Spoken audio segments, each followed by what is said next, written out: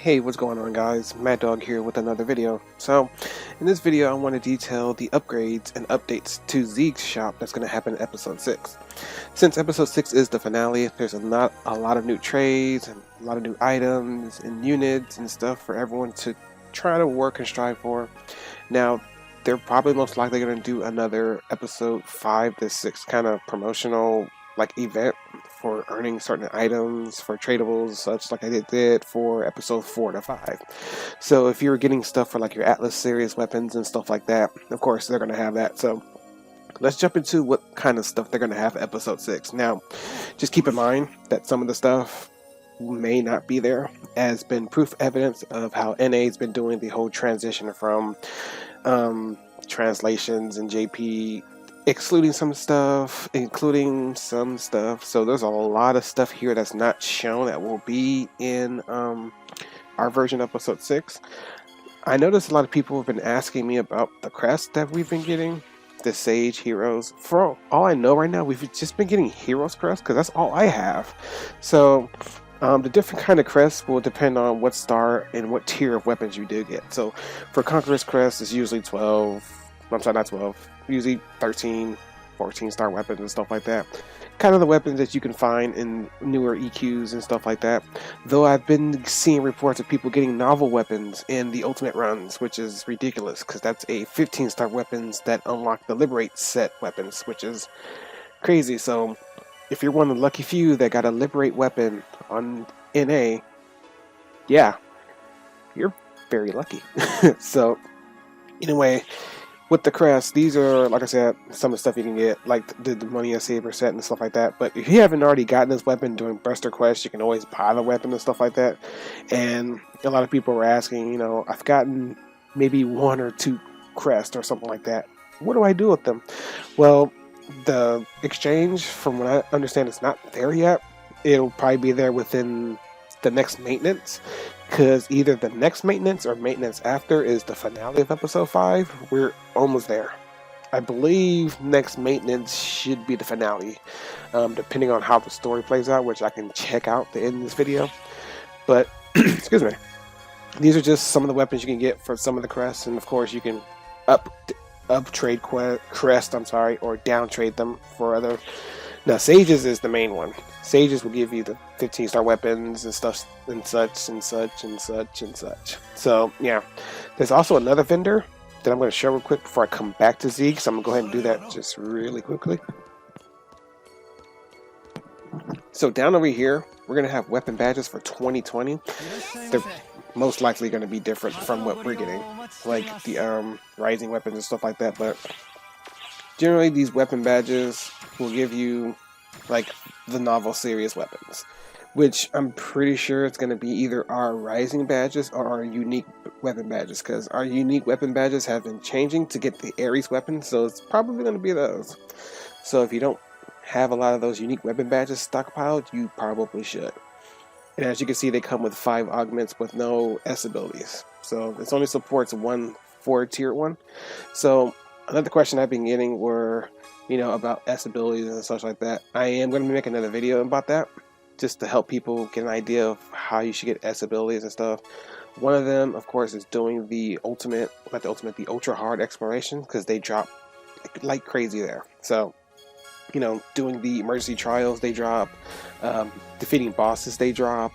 And I believe, yes, on Omega, when he comes out in NA, should be next maintenance, he drops them as well too. You just gotta hit a certain floor. So back onto Zieg up here. So like I said, his striking weapons and stuff are gonna be more of like the Jin, the Liberate, and the Light Stream. So once episode 6 drops, you'll be finding a lot of celestial weapons that drop from, I believe, Persona's EQ, or you may just find these weapons on the ground. Actually, let me switch to Gunslash so you can actually see what the weapons look like. And like, this is, the Prime Atlas version. Now, if you've got like the Atlas R's, this turns to the 15 star one. So as you can see, the power increase jumps quite dramatically. So if you do currently have an Atlas weapon on NA, this is what you'll need. You need the Atlas weapon plus 35, the Lumineer weapon, which you can get right now, and 400 X cubes. So if you have the Atlas R's, in this case this is for Gunslash, and I'm very sure you have 400 X cubes, and like I said, the Lumineer Stitch you can get easily. You can get them in trading. If you're looking to get them in a drop, you can do that. And then there you go, you get the X weapon. I don't know when this will drop in NA. My guess is could be the next maintenance or the final one before they start doing like promotions for episode 6 and such. Because from what I understand, episode 6 is Q4, so it's going to be mid to late December. My guess, Christmas present, anyone? That's my guess. So anyway, if you do happen to get a profound weapon, hang on to that. But if you get a celestial weapon, you should hang on to that instead, because the upgrade for profound, as you can see, takes a lot of weapons, unless you can find the weapons and the trade items. But again, the trade items may be a little different. I know they just ran a promotion to get the livestream weapons, and it made it so much easier to get a livestream weapon. It took me like no problem getting one, because they literally gave you the celestial extension as a reward for completing a certain urgent quest. So I don't know if we're going to be getting that sometime this year, but again, events will be different between us and JP. And then of course, if you were lucky enough to get the novel weapons, they turn to Liberate. But as you can see, it takes a lot. The Liberate Unlocker, the Diards, hard enough to get.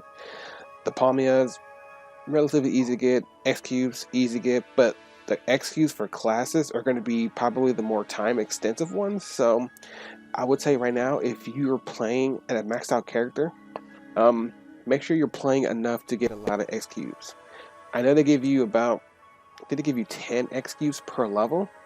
But yeah, be prepared to grind. If you haven't already, I would do it now. So these are some more neural weapons that came out. They just involve with the dim type weapons, which are 14-star weapons, which will be the weapons we'll be finding in the ultra hard difficulty exploration and quest revolving it. And then these just came out, so these are the Dark Banisher weapons. I won't say too much because they're very story related, so I'll just leave it at that right now. But these are quite possibly the strongest weapons in the game right now. So of course they're going to release more. PSO 2 is going to be supported for a good long time. So if you're worried about content, don't be, because they just did some new content. But I haven't been playing NA. Well, I haven't been playing JP for a while because there's a lot of been going on in my life. So there you go. So we're going to take a look at some material storage. It's the same thing, same units, same one you're just used to. They've got other stuff for units. So these are like the light street units and all these other type of new units they just released and stuff that's going to take forever to get. Like the modules for Shiva. Well, it's not much of a spoiler, but you know. Anyway, here's a Liberate armor. Then you have the Lightstream armor and stuff like that. I don't know how hard these are to get, but I couldn't imagine it'd be a little hard to get. The Liberate stuff, they give this out like candy. You can do one rainbow, and you'll get a lot of the Chevelle ones. So if you need some good 13-star armor, they drop Chevelle like crazy. Celestial,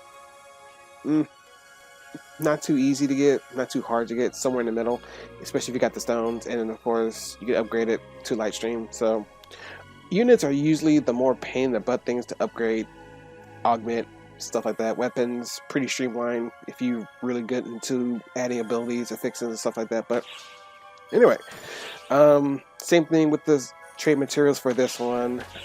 They get no more harder than when episode 6, because I'm pretty sure they're going to be giving a lot of materials like to make the Lightstream weapon sets and stuff like that. It'll be so easy to get. So again, these right here will probably change, or they probably won't even be here for us on NA. It'll be something totally different. I'm very sure it'll be totally different. We don't even have the fair and stuff. So yeah, it's an okay set anyway to begin with, but it's just old type stuffs and no one really cares. So that's what we'll probably be getting. So anyway, I'm gonna wrap up the video with this right now. The new video I will be making will be more of trying to do a spoiler-free story analysis a little bit, so I'll give you an idea of what you'll be in for. just remember to keep up with your story. Because I've had a few people saying, is story worth it? Well, if you want the true final ending and not the lame, crappy one, trust me, do story, because the ending of episode 5 story is going to hit you pretty hard, and then episode 6 story is really good. So just do your story. I just highly recommend it. It's some good story play, and it actually wraps up PSO 2 rather well. So until next time, guys, please like, subscribe, comment down below. Again, if you have questions, a lot of people have questions, and hey, I don't mind answering them. So thanks, guys, for watching. Catch you next time. Peace.